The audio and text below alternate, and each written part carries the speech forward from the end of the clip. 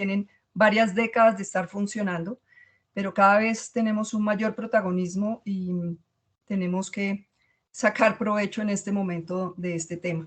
Vamos a estar reunidos de forma presencial el 23 y 24 de marzo del 2023 en el Centro de Convenciones Ágora, Bogotá, así que los esperamos. Como les digo, esta va a ser nuestra primera reunión de este año. Vamos a estar muy activos este año, no solo en todos los temas políticos que les mencionaba que van a ser de mucho interés, sino también queremos reunirnos en torno a los temas técnicos, porque parte de la filosofía y de las iniciativas de la asociación y lo que nos une como empresas y profesionales de la salud que llevamos años trabajando en atención domiciliaria es realmente tener unos niveles superiores y excelentes en atención domiciliaria para poder garantizar una atención segura a los pacientes que están en nuestros programas. Es por esto que los invitamos a estar muy atentos para todas las reuniones técnicas y capacitaciones. Esperamos pronto también tener el lanzamiento de nuestra plataforma de educación para que puedan hacer uso de ella. Entonces, doctor Hurtado, quiero entonces darle ya paso. Son las 10:06 de la mañana. No se han unido todas las personas que están inscritas, pero nos parece importante ser estrictos y respetar el tiempo de las personas que se unieron a tiempo. Hay varios de ustedes que estaban desde las 9:30, entonces vamos a ser juiciosos con el tiempo y los invitamos a nuestra primera reunión de este 2023. El tema, el papel del prestador domiciliario en el modelo integral de atención, la atención domiciliaria en el modelo de atención preventivo y predictivo. Hola, doctor Jaime Albeiro Hurtado, ¿cómo estás? Te voy a presentar. El doctor Jaime es médico especialista en economía solidaria, es candidato a magíster de gerencia de servicios de salud y tiene una amplia experiencia en atención domiciliaria. Creo, doctor, que usted desde tiempo atrás teníamos la iniciativa, estamos hablando casi de una década, doctor Jaime, de estar hablando de hacer esta asociación, este gremio, para fortalecernos y demostrar todo el aporte de la atención domiciliaria. Así que bienvenido, doctor. Sabemos que usted es un conocedor del tema y ha estado haciendo el seguimiento paso a paso, pues, de todo lo relacionado con la reforma. Si tienen preguntas, por favor, las vamos anotando en el chat y al final vamos a leerlas. O si quieren tener una participación más activa, entonces estaremos dando el uso de la palabra cuando levanten la mano. Entonces, bienvenido, doctor. Muchas gracias, Adriana. Muchas gracias a la asociación por esta invitación y esperamos compartir alguna información que realmente es pública, pero aquí lo haríamos de forma organizada y los conceptos que ya hayan surgido, las expectativas que uno puede concluir de esto desde la visión que tenemos en los servicios de organización de atención domiciliaria. Entonces, pues sin más preámbulo, pues podemos comenzar. La idea es ir siguiendo la secuencia de la presentación y en la medida en que surjan preguntas, pueden hacerlas en el chat y al final hacemos unos intercambios donde la experiencia que tengan ustedes, la visión que tengan ustedes, pueda contrastarse o agregarse a la que vamos a dar en esta presentación. Perdón, Jaime, mientras colocas la presentación, me parece importante informarles que estamos grabando esta sesión. Muchas gracias.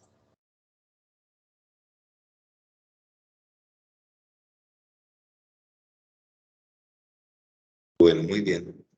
Entonces, tenemos para el título de esta conferencia, el papel del prestador domiciliario en el modelo integral de atención.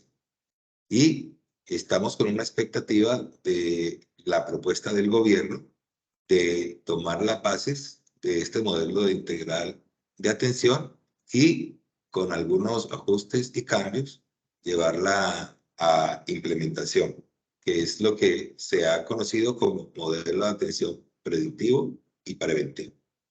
Es muy importante porque como este gobierno tiene una expectativa de ser reformista y se ha creado un ambiente de unos cambios radicales en el tema del aseguramiento y la concepción de cómo se prestan los servicios.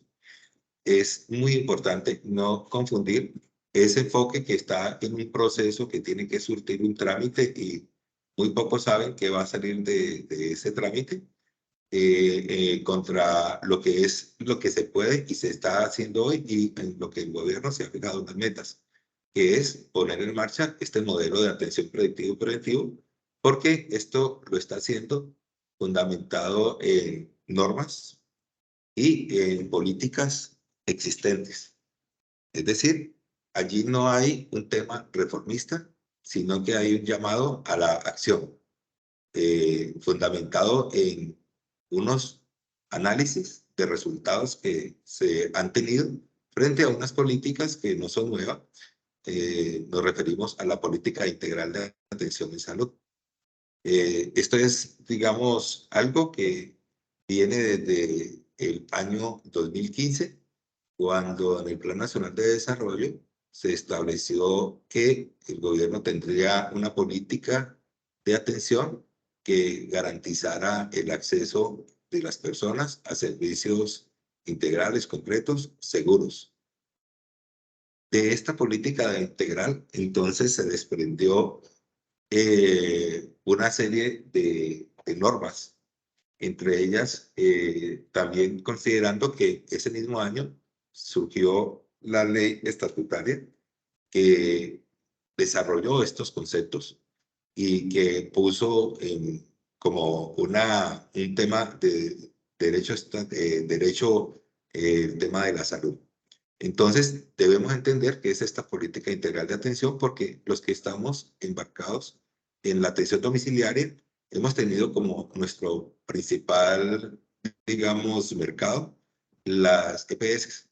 Y en las EPS no se maneja una integralidad en el sentido de la gestión del riesgo. Se enfoca mucho en las prestaciones de servicios asistenciales y el componente de los determinantes sociales que se incluyen en una política integral está excluido de ese plan de beneficios. Por tanto, las EPS no lo gestionan y no lo contratan.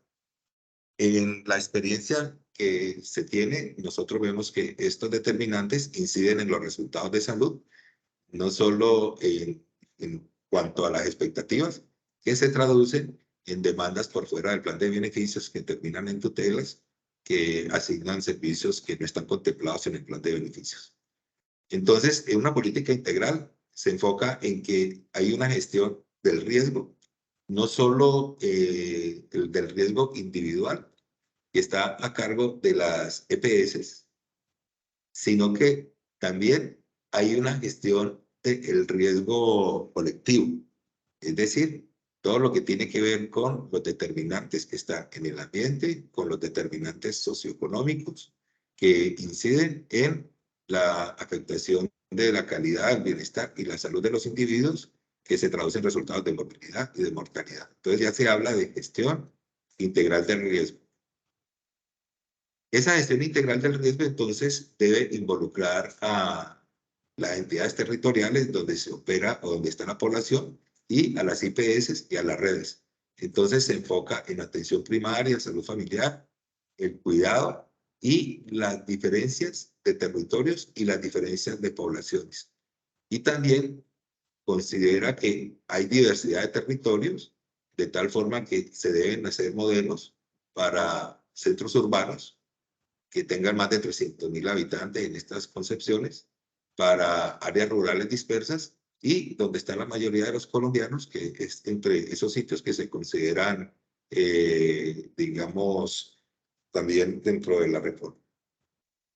Entonces, surge un modelo, porque hay una política, hay una ley estatutaria, pero entonces hay que llevar esa política a la acción y se plantea entonces un modelo que permita pasar de el objetivo grande a la acción.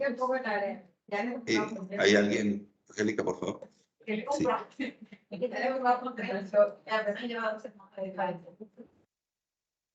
Sí. Entonces se plantea un modelo integral de atención que nos permita desarrollar esto. Esto se plantea en el 2016. Es el MIAS. A la política le llaman país. Es el MIAS. El MIAS contempló una serie de objetivos que propenden al desarrollo y el cumplimiento de la salud y estableció unas... hay un micrófono abierto. Y estableció digamos, aspectos que deben desarrollarse. Entre ellos, el rol de las EPS, el rol de las redes integradas de prestadores de servicios de salud, donde estamos nosotros como IPS domiciliarias, el concepto de la gestión integral del riesgo en salud, que es el que les describí anteriormente, unas rutas integrales de atención en salud, que se fijaron como objetivo para atender más del 90% de las condiciones asistenciales que se requieren. Y un sistema de información, tema de la gestión del talento humano en salud, la parte de incentivos al personal, temas de información e investigación. Todos estos elementos quedaron contemplados en este plan. Esto está establecido en la resolución 429 del 2016, pero pasaron el tiempo, esto quedó, digamos, con mucho desarrollo normativo. Se basaba en unos ajustes que requerían unos cambios en los territorios y eso no se pudo o no se veía mucha implementación. Analizaron por qué. Vieron que las EPS no encontraban por dónde trabajarlo, no se articulaba muy bien.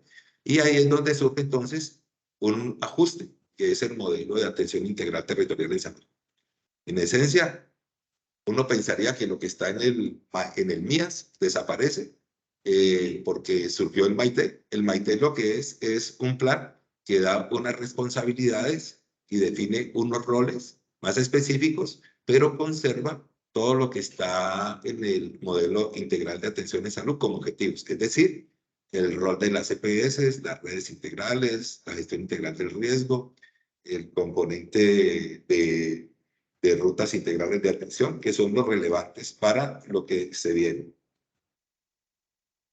Y también se concibe dentro de ese modelo que debe haber un prestador primario, ¿sí? Y que ese prestador primario se articula con prestadores complementarios.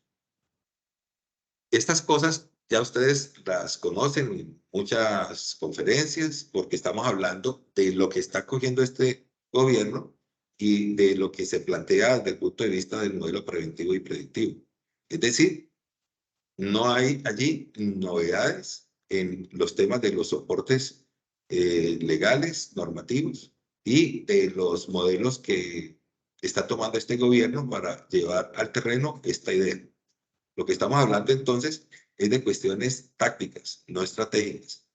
La estrategia ya está definida en una política que adicional a esta política recoge también los propósitos de los planes decenales de salud, el que terminó en el 2021 que sigue vigente porque el plan decenal del 2022 al 2031 está en proceso de implementación. Entonces también recoge esos propósitos del plan decenal, de la política, de la ley estatutaria y el componente táctico es cómo llevar eso que está contemplado en esos grandes objetivos a convertirse en algo operativo, en algo que se pueda hacer. Entonces, este concepto de prestadores primarios es demasiado importante, es el enlace y están los prestadores o los complementarios, que es donde están las especialidades. En este concepto es donde surge el tema de los equipos multidisciplinarios de atención en salud, que son en esencia prestadores de atención domiciliaria. Todas las IPS que hacen atención domiciliaria, en realidad, sería muy raro no verlos así, trabajan con equipos multidisciplinarios. Es decir, en el grupo estratégico que se entiende por parte de... ayúdame con el sonido, por favor. Ya le mandé el link ahí. Sí, el grupo que se atiende por parte de la mayoría de las IPS domiciliarias establecidas en Colombia es la atención que demandan las EPS para deshospitalizar o evitar hospitalizaciones, para el manejo de crónicos o para rehabilitación en domicilio de personas con condiciones crónicas o manejos paliativos de personas de final de vida o de personas con enfermedades crónicas que son ya no recuperables.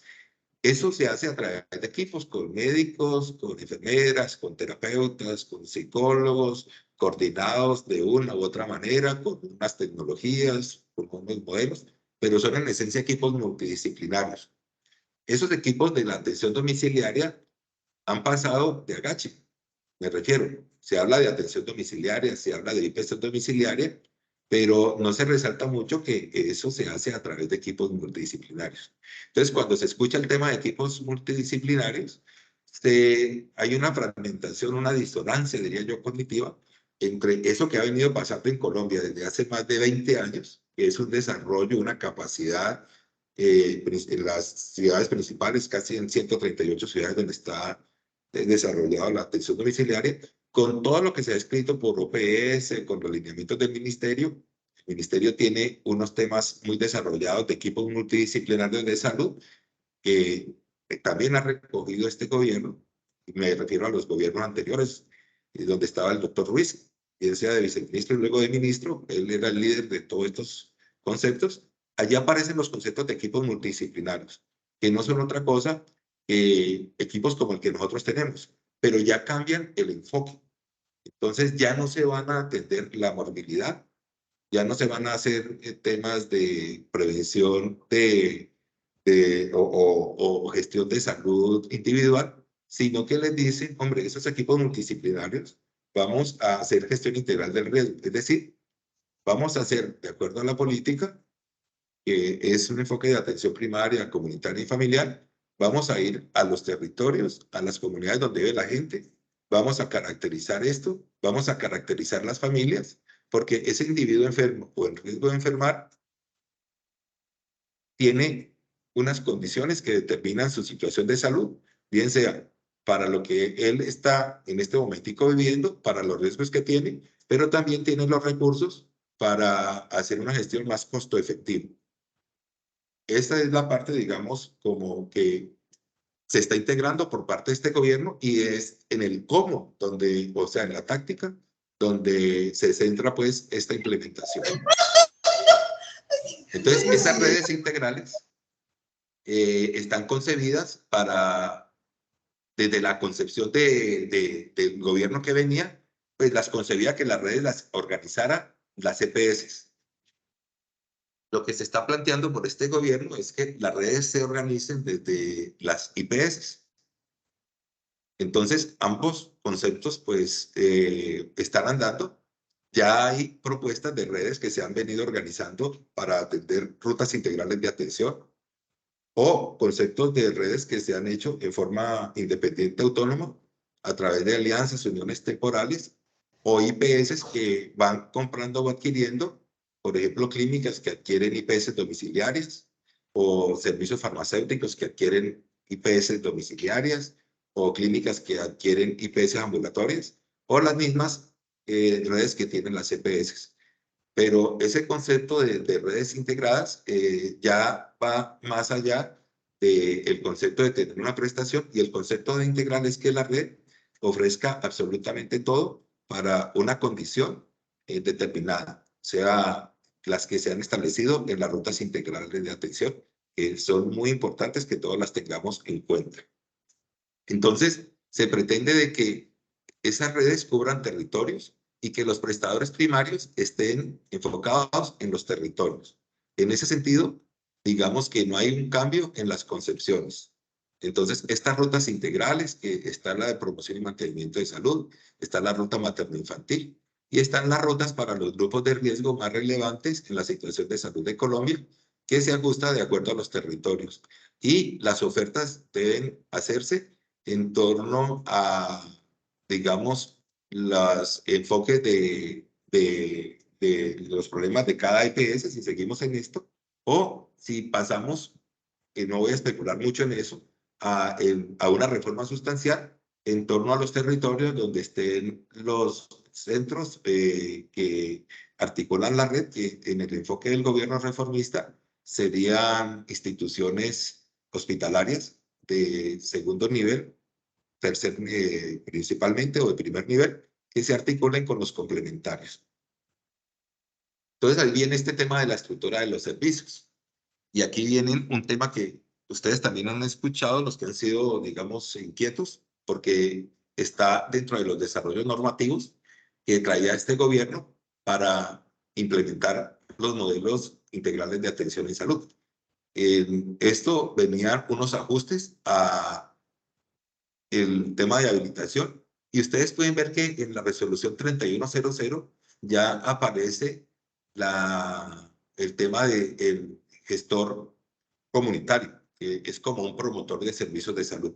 Ese gestor comunitario estaba pensado en ser parte y cabeza de playa de los equipos multidisciplinarios de salud, en la concepción que el gobierno también venía manejando, y que este gobierno recoge, porque es una concepción no exclusiva o una idea exclusiva de una persona, sino que son pautas que vienen desde las organizaciones multilaterales, como la Organización Panamericana de Salud y la Organización Mundial de Salud. Entonces, en esto aparece un énfasis ya en los servicios extramorales. En esta nueva norma se especifican más, aparece el tema de prestador de servicios de salud, y se abren estas modalidades ya para que trabajen en todos los aspectos y los ámbitos. Es decir, que puedan salir del paradigma de hacer deshospitalizaciones o manejar pacientes de larga duración, y entra entonces el incentivo para que se hagan propuestas o desarrollos que permitan que la atención domiciliaria también comience a gestionar temas de salud pública, temas de promoción y prevención, y gestionar también poblaciones de riesgo que habitualmente se hacían a través de unos esquemas en IPS primarias, generalmente públicas, para en el caso de la salud pública, y con las entidades territoriales, y para promoción y prevención y programas especiales de poblaciones de riesgo se hacían en IPS ambulatorias. Aquí esta política ya venía, y sucedió también algo que es la pandemia. La pandemia no es otra cosa que un tema, como dice el doctor Rafael Giraldo de la Asociación Colombiana de Hospitales, una cuestión que aceleró el tiempo, como una máquina de tiempo. Se venían dando toda una serie de elementos que traducen de que hay una política que no es de Colombia, sino que es multilateral, de hacer más costo efectivos los servicios, pero también más centrados en los usuarios y las familias. Y eso se logra a través de las nuevas tecnologías y de conceptos de atención primaria en salud que no estaban utilizados debidamente. Entonces, en esos conceptos se habla de que ya con telesalud, en la pandemia se pasó de el diseño a la acción. Se pidió que las EPS atendieran poblaciones especiales como gente mayor, personas vulnerables, personas con inmunodeficiencia, con modelos de atención domiciliaria, telesalud, y en forma integral establecieron unas prioridades. Eso fue un gran, digamos, experimento que puso algo que estaba frenado y demostró que era costo efectivo. En otros países también sucedió lo mismo, y esto generó una serie de investigaciones sobre resultados en desenlaces de salud, resultados en sostenibilidad y resultados en satisfacción. Que en Colombia no hemos sido tan juiciosos como esto, pero como fue un experimento en todo el mundo y sobre todo en el occidente, donde se practican los modelos similares al nuestro, se demostró entonces que la atención domiciliaria estaba allí. El otro reto que se tiene es que la tecnología ha llevado a una elevación de los costos, más que a unos temas de eficiencia, cuando se utiliza en centros complejos hospitalarios. Y también se ha encontrado de que los incentivos económicos de los modelos hacen que las IPS hospitalarias se enfoquen en lo que más les produce desde el punto de vista financiero y se venían descuidando los conceptos de hospitalización o las condiciones o la oferta para la mediana y baja complejidad. Entonces, este ensayo de la pandemia mostró de que la cama de un hogar no solo sirve para terminarle las curaciones o los antibióticos a las personas, sino que se pueden manejar condiciones más agudas, sustituyendo los temas de hospitalización de mediana y baja complejidad para volverse una alternativa o un complemento a la oferta existente.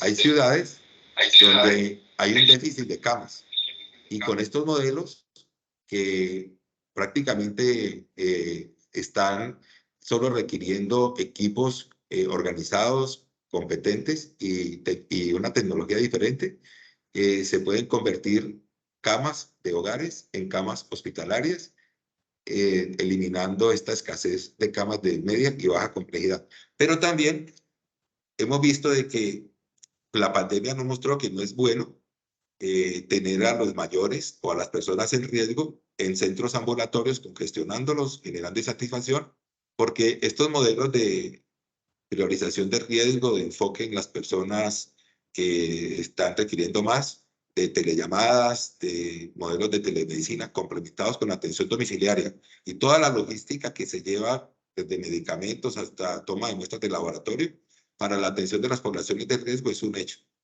Es un foco que ha demostrado que se pensaba que era costoso, caro, y lo que se ha mostrado es que es muy costo efectivo. Falta en Colombia estudios que lo comiencen a mostrar, pero de eso se trata, digamos, parte de esto, pero ya hay una intuición basado en lo que mostró la pandemia de que eso se viene. Entonces viene el 2023 y nos trae toda una serie de situaciones. La pandemia no solo mostró que esta tecnología era posible, sino también generó rompió unas barreras en médicos, enfermeros, en personal de salud, en cuanto a que se podía hacer atenciones a distancia y fue un entrenamiento global para todas las especialidades, todas las disciplinas de más de 2 años y que se ha conservado. Pero no solo fueron ellos, también fue los usuarios, las familias, las empresas que vieron la conveniencia y la facilidad de trabajar esto para muchas condiciones de salud. Es decir, una persona ya se pregunta, ¿yo por qué tengo que ir y pedir una cita y hacer una cola y que el médico me vea y luego ir a un laboratorio y que me tomen una muestra y luego volver a llevar eso y que el médico diga que todo está bien y que me mande un tratamiento cuando todo se puede simplificar? Entonces, no solo son estos elementos, sino que hay otros conceptos que ya están involucrados, que son tecnológicos, desde la inteligencia artificial, la telesalud, la salud digital, la integración de elementos de supervisión, que van a hacer unos cambios disruptivos y la atención domiciliaria está allí. Y en el enfoque del gobierno, que es el que nos centra en esto, pues lo que está es no solo para esa atención asistencial, o sea, sustitución de muchos de los servicios que se hacen en hospitales y en IPS primarias, sino la integración y el enfoque en el domicilio, en el hogar y en la familia. Esto es un cambio disruptivo, es zonificación, territorios, microterritorios, para llevar a cabo toda esta política. En la presentación que estamos viendo, allí se visualiza el, el tema normativo que nos permite concluir que los que estamos en atención domiciliaria, que hemos sido como una propuesta y opcional marginal, tengamos la claridad de que actualmente es una política que está de la mano con la política de transformación digital del gobierno y con la política de crear modelos centrados en el usuario, en la familia, que les decía que es la política integral de atención. Entonces, en el centro de esto está el fortalecimiento de la atención domiciliaria.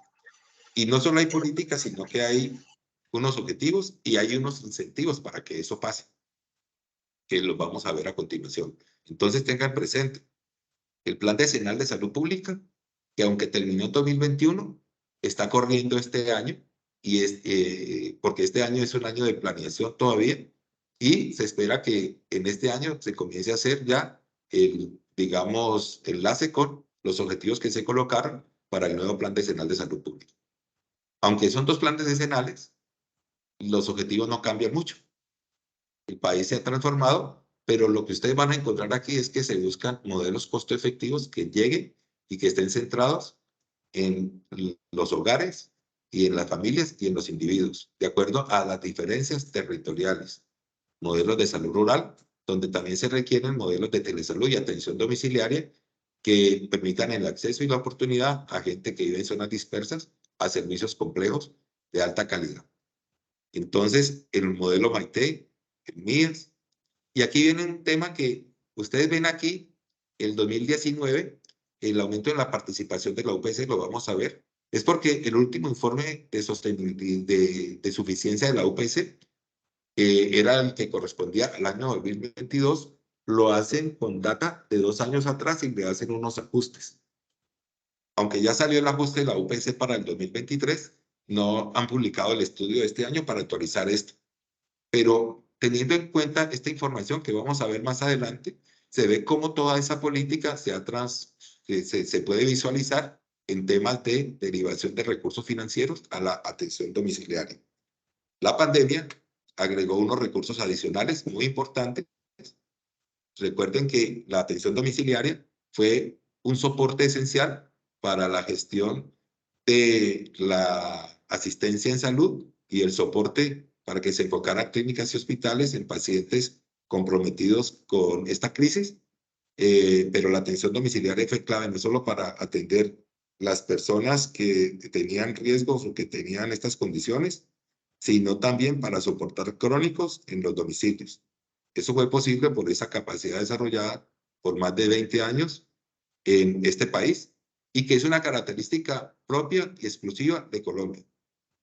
En el Congreso se van a traer experiencias de otros países, pero los otros países referencian mucho a Colombia porque la magnitud de la atención domiciliaria, la capacidad que hay, logística y asistencial, de llegar a los domicilios con servicios, con tecnologías, con camas, con ventiladores, a cualquier punto del país, sea rural, sea como sea, y ahorita potenciada con salud digital, telesalud, es única y exclusiva de Colombia y se ha vuelto un tema de análisis para otras personas de otros países.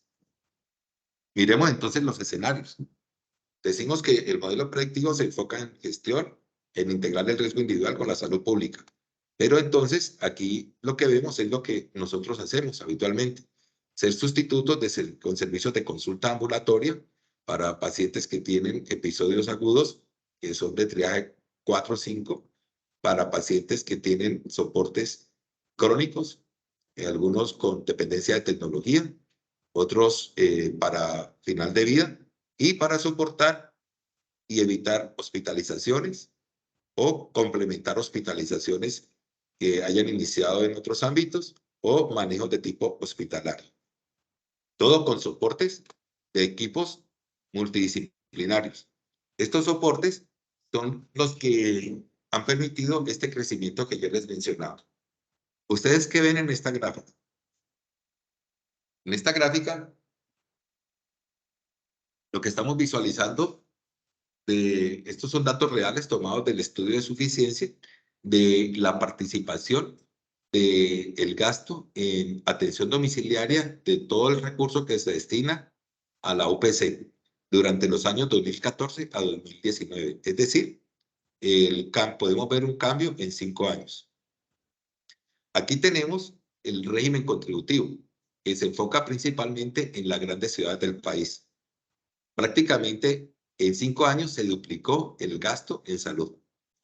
Si en el 2022 el gasto era casi de 50 billones en el régimen contributivo, esto que vemos aquí quiere decir que se gastaron o se predijo que se habían gastado cerca de 2 billones en atención domiciliaria.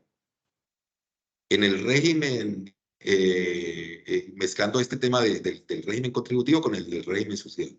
En el régimen subsidiado hay un incremento que no va al ritmo del régimen contributivo, porque esta población se concentra en poblaciones más pequeñas. Si bien en las ciudades hay mucho régimen subsidiado, el resto del país aporta mucho y los hospitales están muy cerca y hay mucho acceso a las personas. Entonces, la oferta de atención domiciliaria, digamos, no ha tenido una presión para desarrollarse tanto como en el régimen contributivo que se maneja en las grandes ciudades, y es una estrategia de contención de costos para las EPS. Para los hospitales es una estrategia de mejorar la eficiencia de las camas, y para la gente es una alternativa de evitar riesgos y estar en su domicilio. Entonces, esta política que estamos viendo aquí, eh, esto se ha desarrollado como una realidad del mercado, y ahorita que se dio el tema de la OPC, digamos que se proyecta al 2022, siguiendo esta tendencia, es posible que en este momento el porcentaje esté entre el 5 y el 6% de la UPC. Es decir, ya estamos hablando de cerca de 2,5 billones, 3 billones que se gastan en atención domiciliaria. Y les hago una anotación. Este gasto no refleja el gasto en medicamentos, no refleja el gasto en tecnologías, no refleja el gasto en laboratorios. Refleja en esencia el tema de los servicios. Es decir, es posible que se esté gastando más del 5% que se estima para el 2022 y creciente ahorita para adelante en atención domiciliaria, si se consideraran estos elementos que se consumen también cuando los pacientes están siendo atendidos en domicilio. Entonces, eso de tener más recursos en la atención domiciliaria en un país donde el 90% del gasto en salud es de una u otra manera derivado de financiación pública a través de los recursos de la UPC o a través de los recursos del Sistema General de Participaciones, pues ha convertido la atención domiciliaria en algo muy atractivo. De esta forma, aquí podemos ver cómo hasta enero del 2022, hay que actualizar esto al 2023, pero podemos ver cómo en el año 2011 solo habían en el REPS 331 IPS que habilitaban servicios de atención domiciliaria. Al 2018, antes de pandemia, esta cifra ya estaba casi que triplicándose. Y en el 2022, después de pandemia, y tal vez por la situación que se dio, se disparó esto y más que se duplicó. Este es el crecimiento, estamos hablando de un crecimiento exponencial. Ahora con toda esta política que viene y con todos estos modelos preventivos y predictivos que como política establecen que se debe llegar a los hogares con equipos multidisciplinarios, pues mucha de esta oferta se va a quedar. ¿Cuál es la característica entonces de esto? Que esto se da principalmente en departamentos, digamos, que están más desarrollados. Eh, la atención domiciliaria comenzó fuerte en el Valle del Cauca y se volvió ya una fuerte tendencia en Bogotá, que por tamaño y por capacidad es donde actualmente hay más prestadores de servicios. Pero es una realidad en el país. Aquí vemos entonces que de todas las IPS domiciliarias, de todas las IPS del país, que son cerca de 11,500, 11,500, hay un 14% que tienen ofertas de atención domiciliaria. De esas IPS, 184 son de tipo hospitalario, es decir, que ofrecen cirugía y ofrecen atención de hospitalización de media alta complejidad. Interesante esto porque ya estas entidades se están vinculando. La pregunta es si lo hacen para atender sus necesidades, y ahorita viene el desarrollo también de IPS primarias que necesitan hacer esto. Vemos aquí, este es muy parecido a la serie de tiempo que se mostró ahorita, pero muestra cómo ha cambiado la distribución de los recursos. En el régimen contributivo, en el 2014, eran 1,90 y creció. Ese crecimiento estuvo principalmente a expensas de los servicios de tipo hospitalario en el régimen contributivo. Quiere decir que se observa que en los servicios de urgencias y los servicios hospitalarios se está evitando el ingreso, se está deshospitalizando más rápido, y esto apenas está comenzando porque la presión financiera que hay en el sistema está haciendo que la tecnología trabaje la evitabilidad con más fuerza, y es lo que hace que esa tendencia siga creciendo y lo que ha vuelto atractivo el mercado y lo que ha llevado a que IPS hospitalarias comiencen a integrarse o a desarrollar sus ofertas de atención domiciliaria. En el régimen subsidiado no es así. En el régimen subsidiado, si bien hay un crecimiento, ese crecimiento es a expensas de los servicios ambulatorios. Es decir, en el régimen subsidiado es donde posiblemente más impacto se vaya a ver con estas estrategias de integrar la gestión de riesgos con equipos de salud pública, con y equipos de EPS para evitar duplicidades, y caracterizando poblaciones y haciendo gestión de atención primaria, que ahí es donde viene, digamos, otro crecimiento de mercado y otras oportunidades. Lo que está pasando en Colombia está pasando en todo el mundo y se ha comenzado a identificar todo un ecosistema en torno a la atención domiciliaria. Es decir, que estamos pasando de ser organizaciones que vieron una iniciativa y que comenzaron a desarrollar y a hablar con proveedores, a un ecosistema donde ya hay, digamos, una serie de servicios que giran en torno al paciente. Las farmacias con la pandemia, Farmatodo, Cruz Verde, comenzaron a enfocarse con servicios en el domicilio, comenzaron a hacer ofertas de telesalud, a integrarse con prestadores de servicios, todo con objeto de ampliar su negocio o de vender más.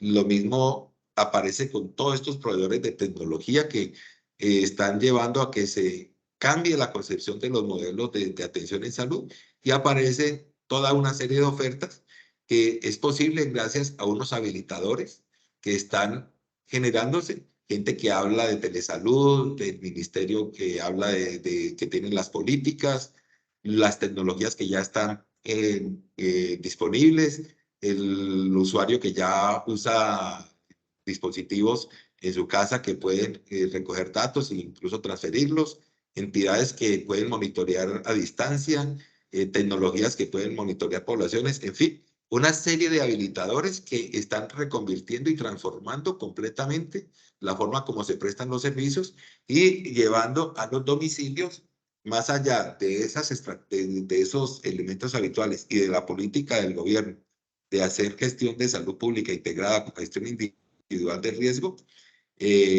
están redefiniendo las ofertas. Entonces, las atenciones posagudas ya están yendo más allá de la terminación de antibióticos, la terminación de curaciones, y ya se están haciendo sustituciones de hospitalizaciones de personas por episodios agudos respiratorios, episodios de infecciones de piel, diferentes situaciones que antes ni siquiera se concebía que se atendieran en el domicilio, salvo cuando el paciente estuviera estabilizado. Se identifican más de 60 condiciones. Los crónicos, los programas que nosotros manejamos generalmente estaban diseñados para personas confinadas en el hogar, en la etapa paliativa, pero se ha evidenciado ahorita con este ensayo del COVID, con estas habilitadores que les he mencionado, que pueden haber modelos costo efectivos para las diferentes rutas integrales de atención. Y allí es donde vienen todos estos elementos de programas de promoción y prevención y lo que está haciendo el gobierno en el modelo que está proponiendo. Entonces, cabe comenzar y replantear. Este es un esquema que sale de un estudio de la Universidad de Antioquia, como por diferentes rutas, aquí se mencionan algunas, y aquí algunos enfoques que habitualmente se hacen en otros ámbitos, en donde se debe diseñar la oferta de la atención domiciliaria para hacerla más asequible, más costo efectiva, más segura, como una alternativa sostenible para las EPS y para el gobierno. Y el gobierno se metió en unos temas interesantes.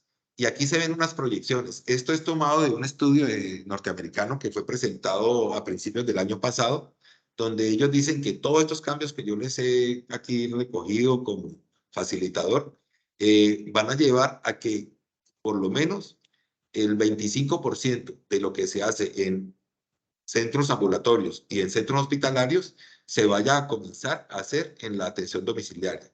Para el caso de Colombia, donde estaríamos manejando entre 1.75 y 2.5 billones de los 55 billones que están destinados a la atención en seguridad social, pues es posible que esto siga creciendo y por eso ya el tema no está es en que se van a llevar servicios a la atención domiciliaria, sino si nos vamos a trabajar y enfocar en ese ambiente, cómo desarrollamos servicios en una forma costo efectiva y segura. Es decir, las empresas se tienen que volver tecnológicas, tienen que garantizarle a las clínicas, a los hospitales y a las rutas servicios seguros que no vayan a necesitar ingresos hospitalarios convencionales y que sean de alta satisfacción para los usuarios y que estén disponibles en ambientes urbanos para ahorrar costos y en ambientes rurales para evitar traslados, evitar y mejorar la oportunidad de acceso de los individuos. Entonces, hay capacidades que ya están, esta de atención primaria, que es lo que está pidiendo el gobierno, simplemente es colocarla el gobierno aquí, lo vamos a ver, se metió en un reto de tener 10.000 equipos para desarrollar su estrategia. Es un tema logístico y es un tema que tiene una restricción importante, pero se abren oportunidades para que las IPS actuales domiciliarias o los interesados en esto desarrollen programas o se integren con IPS domiciliarias. Y estos elementos que son habituales, incluyendo la integración con servicios de emergencia médica, con servicios de atención, de tal forma que el paciente no tenga que visitar centros ambulatorios y otras oportunidades de desarrollar otros programas. Hay capacidades que se deben mejorar, pero que se pueden hacer con los recursos actuales. Hacer manejos como quimioterapias, hacer manejos de pacientes más complejos en el domicilio e incluso sustituir, para muchos casos, atenciones de agudos. De tal forma que no solo se aumente el portafolio, sino que si uno llevara en forma lineal, se va a aumentar todo el recurso para la atención domiciliaria.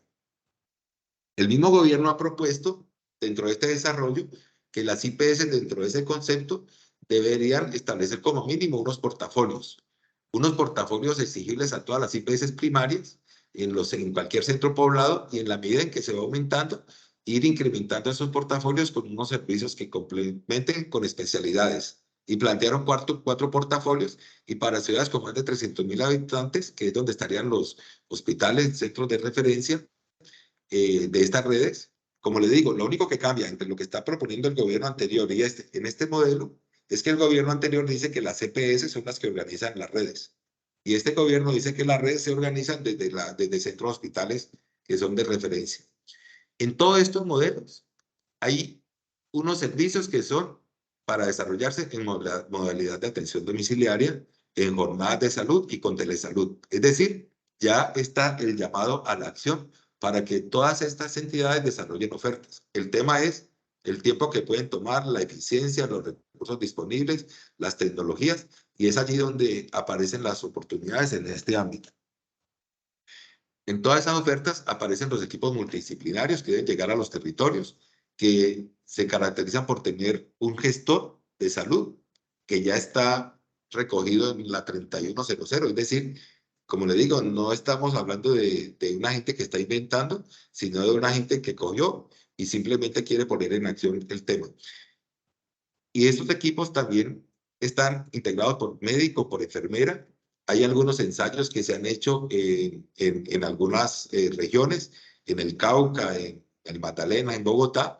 Este modelo se ensayó en Bogotá en un periodo de tiempo, o sea que ya es un modelo que está aprobado y lo que se habla es de cómo se sostiene. Entonces, los críticos dicen que esto es duplicar gasto. Y aquí es donde viene lo interesante y tal vez donde vienen temas que son los que se aportan aquí en el análisis. El gobierno le ha planteado y lo estableció en su programa y ya lo tiene en un documento, que esto es el programa bandera de ellos. La cosa es cómo financiar. Ha criticado fuertemente los resultados en salud desde el punto de vista de la salud pública y la promoción y prevención, con datos, no dejando de decir que se han hecho logros, pero mencionando que no estamos donde queremos estar en temas de mortalidad materna, mortalidad infantil, de salud mental, de nutrición y en muchos aspectos. Y por eso es que ha establecido que no se entiende porque habiendo toda una política, habiendo todo un desarrollo normativo, unos modelos de atención, no se ha utilizado más esa estrategia. Y se encuentra que una de las barreras de esta estrategia es la fragmentación de recursos y de políticas entre las EPS y esta política de atención primaria en salud. Y ahí es donde viene lo que nosotros entendemos como, digamos, lo que este gobierno se propuso como estrategia. Eh, Literalmente tiene sometidas y amenazadas a las EPS, ¿sí? Con desaparecerlas. Y lo que está diciendo, inicialmente las EPS dijeron que eso no les tocaba. Y lo que este gobierno dice es que deben haber unos equipos multidisciplinarios en salud que desarrollen la gestión de riesgo colectivo, la gestión del riesgo comunitario, la gestión del riesgo de determinantes con la gestión de individual, que es la que está a cargo de las EPS. Entonces, para hacer eso se requiere financiación porque el gobierno ha hablado que son como 10.000 equipos. Si usted amenaza con desaparecer a alguien porque no cumple con resultados financieros o porque no cumple con resultados en salud y esa entidad está mostrando que sí es útil y que sirve y mucha gente está contenta con estas entidades, pues eso no va a seguir igual, va a haber unos cambios y posiblemente los cambios va a ser en la forma como esta estrategia de equipos multidisciplinarios se financia y, y trabaja en función de este objetivo con recursos de las EPS y con recursos del Sistema General de Participaciones. Inicialmente este gobierno lo financia con recursos del gobierno, pero no me cabe duda de que está buscando que todo eso que se gasta en PIP, que lo que se gasta en programas de riesgos en las EPS, se conviertan en recursos y que financien equipos de este tipo, bien sean aportados por las EPS o gestionados con hospitales donde las EPS no los tengan. Y es una política de este gobierno. O sea, es una política del gobierno no inventarse esto, sino poner en ejecución lo que ya estaba desarrollado en las normas y en la política que venía. O sea, es una aceleración en el tiempo. Entonces, ¿qué necesitaba? Integrar a todos los actores. Y por allí creo que es donde está, por lo menos, esta estrategia que afecta el tema de la atención domiciliaria. Entonces, allí aparecen unos roles que nosotros estamos muy familiarizados y los que hemos explorado qué otros servicios ofrecer y cómo ofrecerlos, pues lo que nos vamos a encontrar son más oportunidades. También pueden haber amenazas. Es decir, hay más oportunidades que amenazas. Cuando nosotros estamos atendiendo estos servicios, uno puede estimar en Colombia para el manejo de crónicos, de los 50 millones de habitantes que nosotros tenemos, pueden haber unos 200, entre 200 y 250.000 crónicos que requieren o que están atendidos bajo atención domiciliaria. Y si nos limitamos de pronto a las ciudades y con el tema de acceso, hay por lo menos unos 200.000. Un médico general, usted le puede, de atención domiciliaria, esa persona podría estar en capacidad de atender unas 500 personas en esto o menos, entre 300, 500. Y un equipo multidisciplinario, ya vamos a ver, le pueden dar entre 1.000 personas. Estamos hablando de crónicos que requieren asistencia. Entonces, cuando nosotros vemos esto y vemos lo que estamos cubriendo, nos encontramos de que esto necesitaría por lo menos unos 10.000 médicos. Y en la atención domiciliaria actualmente hay involucrados no más de 2.000 médicos en el país. Hablamos de médicos generales de atención domiciliaria. Y si este análisis lo hacemos para enfermeras, para auxiliares, lo que vemos es que hay una estrategia que tiene un déficit de recursos en la forma como se maneja actualmente. Pero si se manejan modelos basados en tecnología, es posible que estos recursos se vuelvan más productivos, pero aún así habría escasez de recursos. ¿Qué impacto tiene esto? Que si se van a sacar servicios que se hacen en las IPS domiciliarias, si van a llegar servicios que se hacen en hospitales actualmente, hospitalización y servicios en atención primaria, pues se va a liberar recursos y ese recurso va a estar disponible para que sea vinculado a modelos domiciliarios de atención y de telesalud domiciliaria. Pero aún así va a ser insuficiente. Entonces va a haber una demanda que se va a tener que gestionar con unos modelos basados en tecnología y es posible que esto mejore digamos, la oferta y también por la política que tiene el gobierno de pagos para la atención domiciliaria. Que la experiencia desarrollada en muchos años de coordinación logística, de coordinación asistencial, de modelos tecnológicos que tienen las IPS domiciliarias, no la tienen las clínicas, no la tienen los hospitales y posiblemente van a buscar comprar o aliarse con gente que tenga estas capacidades y estas competencias.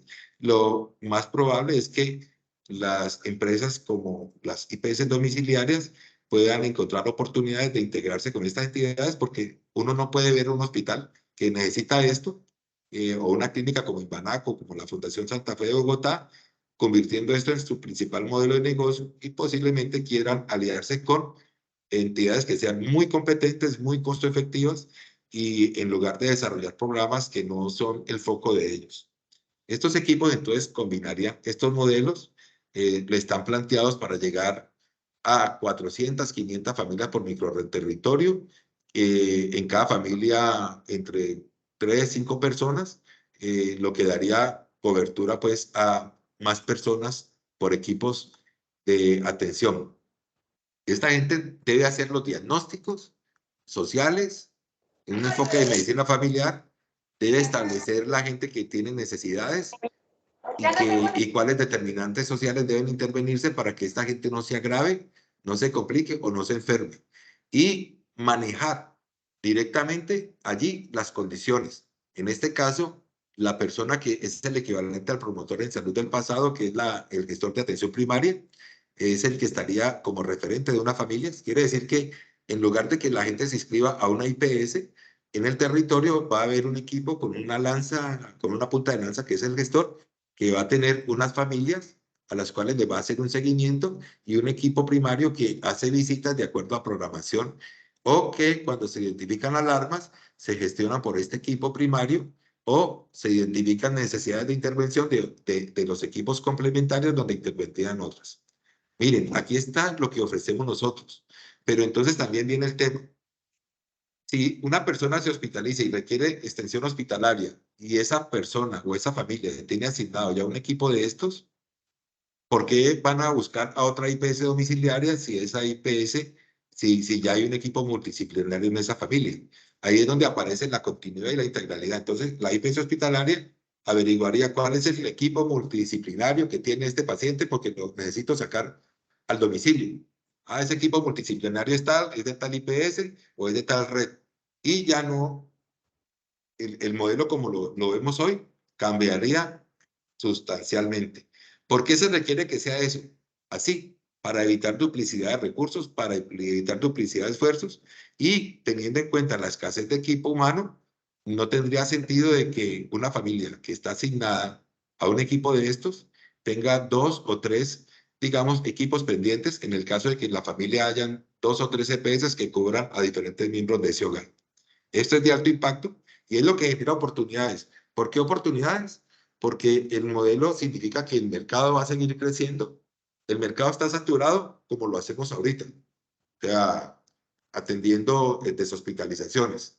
Y eso lleva a que haya temas de precio y unas competencias pues que se basen en cómo utilizamos. Pero este modelo vuelve y eleva el mercado. O sea, el rollo es cómo atender ese mercado. Somos insuficientes. El gobierno se metió en una camisa de 11 varas cuando dijo que va a tomar esto como bandera. No creo que el gobierno anterior no lo quisiera, sino que había sido más reservado, estaba llevando las cosas más suave, aunque hubieran más políticas, pero este gobierno ya se metió en camisa de 11 varas. Como se metió en camisa de 11 varas, yo creo que va a escuchar a todas las IPS domiciliarias. Cuando uno se mete y cuando Kennedy dijo que quería ir a la luna y miraron todos a los lados y este loco que está diciendo, y cuando dijo que quería ir a la luna antes de 1970, la cosa se puso peor. Pero entonces, ¿qué se pusieron a buscar? Se pusieron a buscar toda la gente que tenía competencias, capacidades, las organizaciones que se poner en este propósito, y eso es lo que está pasando ahorita. Hay un propósito de llevar este modelo preventivo y predictivo a los hogares. El gobierno se lo puso, tal cual como le pongo yo el ejemplo de cuando Kennedy dijo que había que ir a la luna, dijo, este modelo es la bandera de nuestro tema de salud. Olvídense de la reforma de salud que con EPS o sin EPS, digamos, Este modelo es transversal a todo el programa de gobierno. Creo que van a seguir las EPS, no hay razón para pensar que no, y creo que es un tema de negociación. Por eso les decía que al margen de ese análisis, este modelo va a ser, el modelo bandera va a ser recibir recursos de financiación de EPS, de recursos de gestión de participación, y va a transformar completamente no solo cómo se ofrecen los servicios de atención primaria, sino cómo se gestionan los servicios que nosotros prestamos actualmente, y también va a permitir que muchos servicios que hoy se hacen en IPS ambulatorias de promoción y prevención, de protección específica a riesgos y algunas condiciones que requieren manejo hospitalario intramural, todo se vaya a llevar en el domicilio. Pero ¿quiénes son los que están en los domicilios? Estos equipos coordinados con especialidades.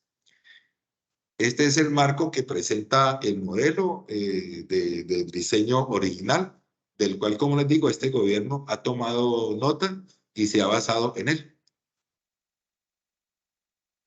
Entonces, como conclusión, tenemos un gobierno que no está haciendo locuras cuando habla de modelo preventivo y predictivo. El tema predictivo es un tema que se utiliza en salud y todos lo sabemos cuando usted habla de gestión de riesgo. Mucha gente, por desinformación o con alguna intención de confundir, habla de que el gobierno está haciendo locuras cuando propone este modelo preventivo y predictivo.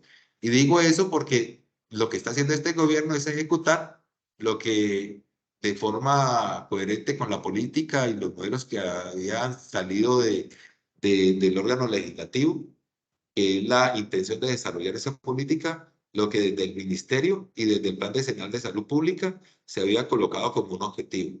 Es decir, allí hay una continuidad, pero con una decisión política de que lo que está establecido en esa política y en esos modelos y en la utilización de esos prestadores primarios con equipos multidisciplinarios se implemente en este cuatrenio. Esa es la diferencia. Es lo que les quería mencionar, mostrarles este recuerdo de estas políticas y este enfoque y lo que creemos que puede pasar con este modelo preventivo y predictivo de impacto para las IPS de atención domiciliaria. Bueno, me he tomado una hora. Inicialmente, desde el inicio, creo que 45 minutos era lo que tenía el tiempo proyectado para la charla y en ese sentido, pues, he logrado ese objetivo. Y quedo, pues, para que conversemos. No me las sé todas. Creo que en estas conversaciones podemos identificarnos y podemos compartir y ir generando un conocimiento colectivo que nos permita no solo orientar nuestras instituciones, nuestras organizaciones, sino colaborar con el gobierno y la sociedad, las EPS, orientándolas porque los verdaderos especialistas en atención domiciliaria, con una experiencia de más de 20 años, que conocen el terreno, que articulan todos estos elementos que tienen que llegar para que se haga posible un servicio de cualquier nivel, desde promoción y prevención hasta una hospitalización en el domicilio, pues están en las IPS de salud domiciliaria. Es fácil de pensar que uno hace una IPS domiciliaria, pero la experiencia que se ha acumulado en años no es fácil para un reto de estos, digamos, ignorar lo que desde las capacidades y conocimientos de cada uno de ustedes y de sus organizaciones tienen para aportar a estos retos del sistema. Pero muchas gracias, doctora Adriana. Le doy la palabra. No, doctor Jaime, aquí solo se nota el trabajo y la persistencia que has tenido haciéndole seguimiento a este modelo predictivo. Como dices, no es algo nuevo, pero tenemos que prepararnos, ¿no?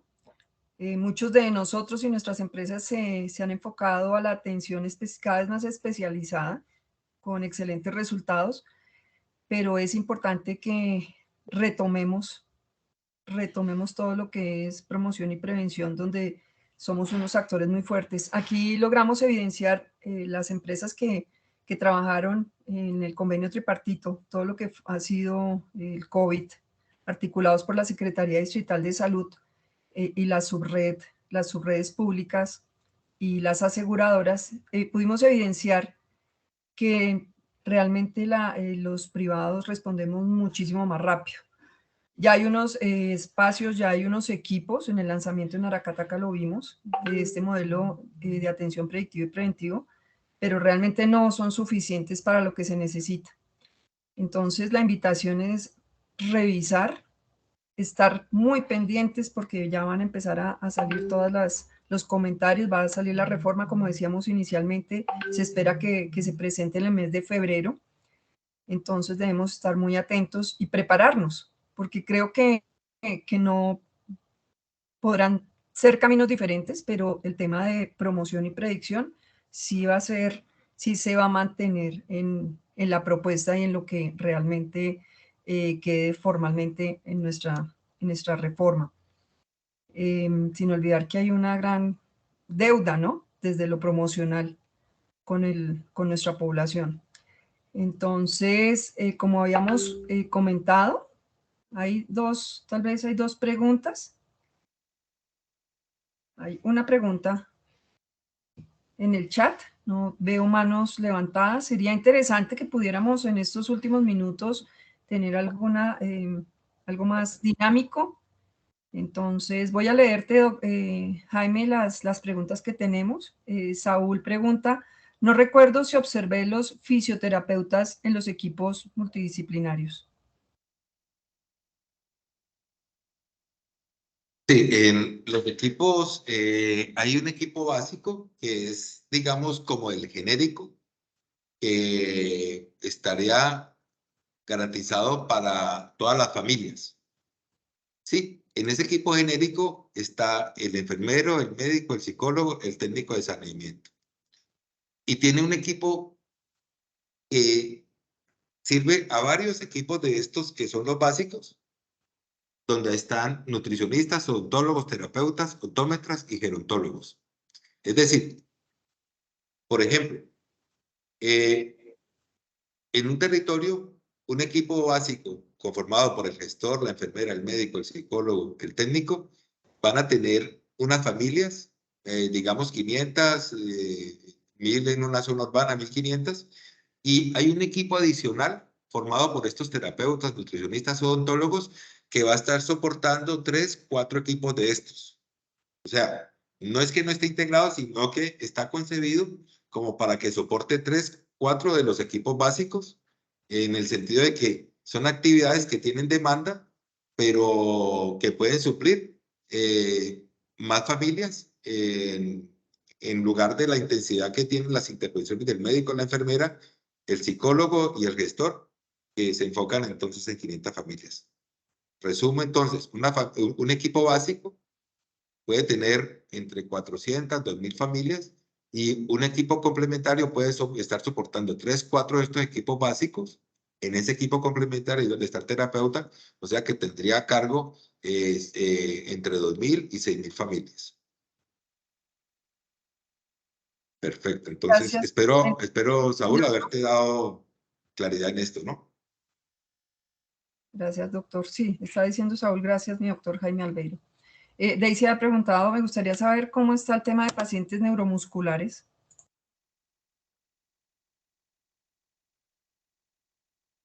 Bueno, allí hay unas rutas que están para estos pacientes. Esas rutas las tiene el gobierno, no las han creo que no las han desarrollado, pero esas rutas las demandan las EPS y las medicinas prepagadas, porque allí hay mucha oportunidad para mejorar el acceso y la eficiencia. Desde el enfoque de estas organizaciones, se requieren modelos integrados que sean costo efectivos e innovadores para darle respuesta a estas personas. Muchos de ellos son personas con secuelas o que han generado estas condiciones por situaciones de traumas o por la edad, y se beneficiarían de programas de seguimiento, sobre todo a personas mayores en manejo de esquemas domiciliarios y con telesalud, costo efectivos, porque son personas que son o requieren mucho soporte, no solo de seguimiento, sino para evitar, digamos, agudizaciones y para mejorar la calidad de vida de ellos en una forma sostenible. Entonces, la atención domiciliaria es clave allí en modelos que combinen tecnologías, seguimientos oportunos y que permitan también con telesalud hacer más eficiente el soporte de estos pacientes. Gracias, doctor. Omar Antonio nos pregunta cuál es la norma actual de la resolución 3100. En el fondo tiene muchas limitantes o barreras para que se implemente por el tema de habilitación y territorialidad. Ejemplo, el tema de salud mental. Esta tiene muchas limitantes. ¿Cómo se estructura el tema de salud mental desde el punto de vista domiciliario? Sí, allí es lo que, muchas gracias, Omar. Es lo que te decía que, digamos, aquí en este momento el ministerio tiene a cargo una persona que es especialista, la doctora Carolina Corcho tiene esa especialidad y me imagino que habrá gente planteando modelos. En el área de mi competencia no tengo esa experiencia muy desarrollada, pero sí sé que es un área de alto impacto. O sea, los temas ahorita que tiene nuestra situación de salud en nacional y en muchos de los territorios, con el tema de la depresión, de los suicidios, de la ansiedad, son relevantes y creo que es un problema priorizado, y creo no, es uno de los problemas priorizados por este gobierno. Entonces, como les decía yo, el gobierno se metió en estos temas preventivos predictivos, colocó el tema de la nutrición, de la salud mental como unos elementos a cubrir y basados en los desarrollos normativos, en lo que desde las organizaciones o de las instituciones académicas o las instituciones de salud que puedan proponer modelos innovadores desde las redes donde se puedan proponer modelos innovadores y sostenibles, pues sin duda que con la norma actual o con ajustes a las normas van a ser tenidos en cuenta. La salud domiciliaria y la telesalud, yo creo que brindan muchas opciones y hay muchos referentes internacionales. Te decía que en la práctica no tengo la experiencia directa, sí en la revisión de literatura, pero creo que podríamos encontrar experiencias nacionales que ya estén trabajando en eso y ojalá las podamos conocer en los eventos que se hacen de atención domiciliaria o en los que se organicen en el país. Yo ahí quisiera, Jaime, también comentar, hay algunos de nuestros compañeros de la asociación, hay empresas que tienen ese componente de salud mental y es hacerles la invitación para que podamos construir modelos. También con la Asociación Colombiana de Hospitales y Clínicas, algunas de las IPS de salud mental se han acercado a nosotros para poder eh, tener alguna referencia y poder tener propuestas al ministerio para ese trabajo en redes en este componente tan importante como es la salud mental. El doctor, ya les vamos a dar, voy a terminar las preguntas. El doctor Jairo Díaz dice, algo determinante son las tarifas. ¿Se sabe si se está estudiando y previsto? O así debería ser un actor importante. No sé, Jaime, para que contestes esa, yo sí haría otro comentario adicional. Sí, pues yo lo que creo es que el tema domiciliario ha pasado de ser como un complemento, o sea, algo que nos ayude a deshospitalizar, algo que nos ayude al manejo de estos crónicos, a volverse muy importante para el objetivo del sistema, que es que todo el sistema tenga en el centro a los pacientes con un enfoque familiar y comunitario. Partiendo de allí, significa que todo se va a hacer allí y como les expuse, pues eso va a generar una demanda de servicios y también va a generar una demanda de recursos y posiblemente en una primera etapa la demanda supere a la oferta mientras se ajusta a la oferta. En microeconomía eso significa que va a haber una presión nuevamente para que estos precios tendan a incrementarse y posiblemente las EPS o los modelos gestionen esto a través de pagos globales. Allí surge, y de presupuestos como está contemplado en la política. Entonces, allí es donde surge bastante el tema de tener poblaciones grandes para gestionar con tecnología y con eficiencias administrativas la prestación de estos servicios. Porque en últimas hay unas presiones de la demanda y la oferta, pero hay dos restricciones grandes.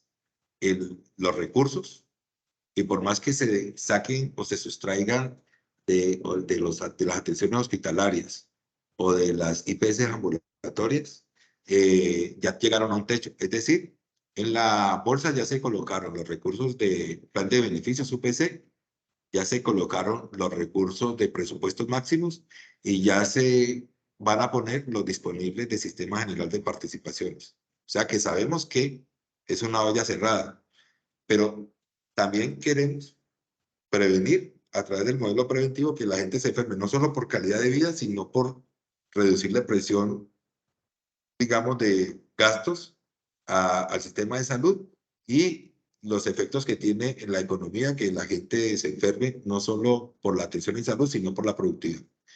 Y también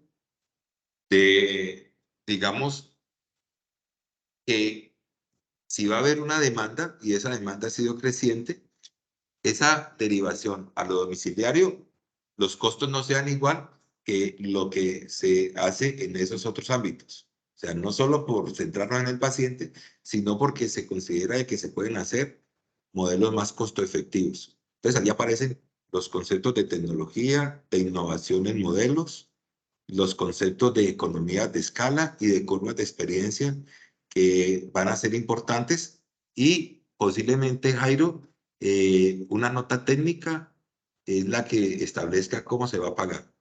Entonces, creo que hay una política de que las tarifas por evento desaparezcan.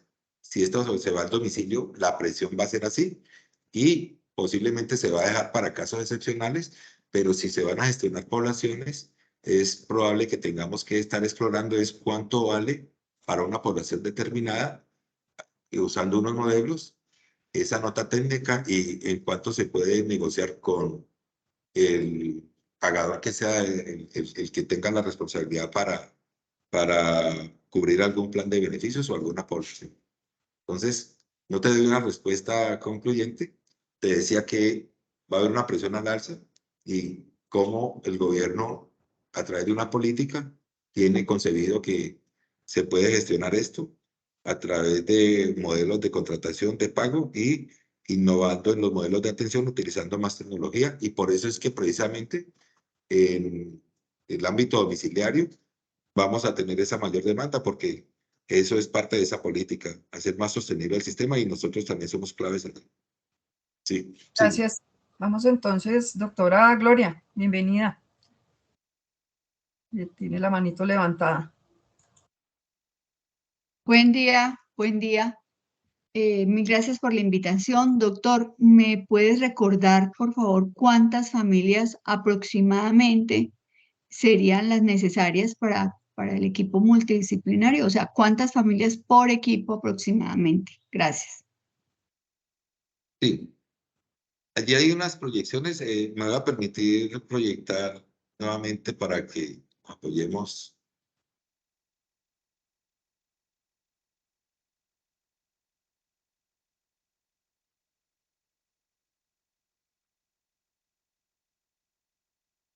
Miren, inicialmente se parte de un diseño que todo esto va correlacionado con unos temas que no profundizamos.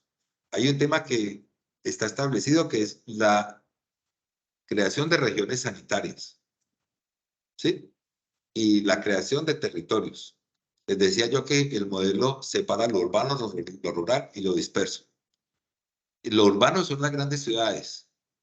Una ciudad, por ejemplo, rural, en esta concepción rural, no es en la zona del campo. Rural puede ser un municipio de 20.000, 30.000 habitantes que tiene una cabecera y tiene zona rural. Lo disperso sí es lo que está pues perdido en la loma. Todo esto lo tiene identificado o en la selva o en los territorios. Todo esto lo tiene identificado el gobierno, ya los tiene relacionados. Entonces ellos hacen estos planteamientos. Mire, en una ciudad, por ejemplo, como Bogotá, Cali, en el área urbana, ¿sí? Un auxiliar de enfermería o un gestor comunitario debería ser capaz de atender entre 1.000 y 1.400 habitantes, que estarían en 350, 400 familias, ¿sí? Como vemos acá. Dentro de ese equipo yo les decía que hay un grupo nuclear o primario, que es la primera aclaración que le hice a Saúl, y es que allí hay médicos, enfermeras y odontólogos, y este auxiliar trabajaría con 3 o con 4 médicos, o con 3, 4 odontólogos. Es decir, él cubre más familias, más habitantes, y le ayuda a unos médicos que se enfocan en menos familias. A su vez, hay unos grupos ya donde están los terapeutas, donde están los nutricionistas, que estarían apoyando, sí, varios equipos de estos básicos. Entonces, este es el esquema que tiene por diseño el gobierno. Para hacer, aquí lo que queda claro es que en esta política, y yo creo que todos lo conocemos, a nosotros nos asignan una IPS. Entonces, no importa dónde vivamos generalmente, a no ser que estemos en un pueblo pequeño, pues es la IPS del pueblo. Pero si estamos en una ciudad, pues perfectamente la IPS puede quedar lejos, distante, dentro de la ciudad, pues, y no la más cercana. Y todas las IPS y todas las diferentes CPS tienen diferentes ofertas. Lo que uno ve en esto es que aquí va a haber una zonificación para ser más eficiente y eficaz, y no solo aumentar el conocimiento de las familias, sino que es importante la caracterización de los determinantes sociales, es decir, cómo está el ambiente alrededor de donde vive esa familia, cómo es, digamos, la convivencia de ese sector, etcétera. Y eso se hace solo a través de, como les digo, ya es una política, es un modelo que no se ha implementado y que este gobierno, por eso les decía que todo eso está ya escrito. Entonces, cuando uno ve así las cosas, entonces uno ve que más allá de lo individual, esa atención primaria que se hace, por eso les decía que posiblemente este gobierno está presionando para que esos recursos de PIP y de programas especiales se canalicen a estos equipos. Entonces, esos equipos van a estar en las comunidades, bien sea porque vivan allá. Una cosa que no les mencioné es que los gestores comunitarios, generalmente lo que está escrito en los documentos técnicos es que si es una comunidad rural o una comunidad dispersa o en un sector urbano, debe tener aceptación, y ese es un auxiliar de enfermería con formación. Si es una zona rural, puede ser alguien, pero con el compromiso de que se forme como, con experiencia en salud, pero con el compromiso de que se forme como auxiliar. Pero supongamos en el área urbana, esa persona debe tener aceptación de organismos de la comunidad que sean de ese sector, el gestor. Entonces, ese se va a mover en territorios así, o sea, en unas cuadras, en unos barrios, en unos sectores, llámese comunas, llámese barrios, y se rompe el tema de que yo vivo en este barrio y mi IPS queda en el norte, mi hijo tiene otra IPS y a él le toca ir al sur, ya es el enfoque de familias. Entonces, si vuelvo y traigo un ejemplo más relacionado, mi vecino es de la IPS X y la IPS él queda en el norte. Enseguida en mi casa vive otro vecino y la IPS él queda en el sur. Ahorita la IPS va a quedar en el barrio donde ellos viven. Es decir, que la IPS va a llegar a esos barrios a través de esos equipos. Pero para que esto sea eficiente, no deberían llegar diferentes IPS, porque eso sería insostenible. Además de que se requieren equipos para cubrir toda la ciudad, entonces es posible que se hagan equipos por zonas. Y esos equipos reciban financiación de una bolsa común, donde aportan las EPS, y que la información, si está atendiendo una familia de EPS X, se le entregue a esa EPS. Si está atendiendo dentro de ese sector una familia de la EPSY, ese equipo le entregue y se retroalimente de las actividades que tiene que hacer para ese sector. Eso es como uno lo puede concebir y entender. No es lo que tiene escrito el ministerio, sino es lo que está planteado. Gracias, Jaime. Ya se nos está acabando el tiempo. Y gracias, doctor Jaime. Gracias, doctora Gloria. Joan, muchas gracias. Menciona Joan que muchas gracias. Gran reto de oportunidad para el modelo colombiano. Puede ser ejemplo para otros entornos. Saludos desde Barcelona. Gilberto, ya se nos va a acabar el tiempo. No me quiero ir sin antes despedirnos y agradecer y recordarles de nuestro congreso para el mes de marzo. Súper interesados en que nos acompañen. Vamos a compartir todo lo que hay de reformas. Ya salió el proyecto de los pacientes y comunicados de algunas asociaciones.